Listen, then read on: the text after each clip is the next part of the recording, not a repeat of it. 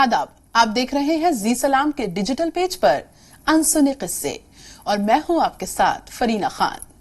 ये जानकर आपको थोड़ा झटका लगेगा और आप इस बात पर शायद यकीन भी ना कर सकें, लेकिन ये बात 100% सच है कि बॉलीवुड की अभी तक की सबसे मशहूर और मकबूल फिल्म दिलवाले दुल्हनिया ले जाएंगे में लीड रोल अदा करने वाले शाहरुख खान पहली पसंद नहीं थे, बल्कि पहली पसंद सैफ अली खान थे। यही नहीं, हॉलीवुड अदाकार टॉम क्रूज को भी लीड रोल के लिए ऑफर दिया गया था, लेकिन आखिर में शाहरुख खान को ही साइन किया गया और फिल्म सुपरहिट साबित हुई।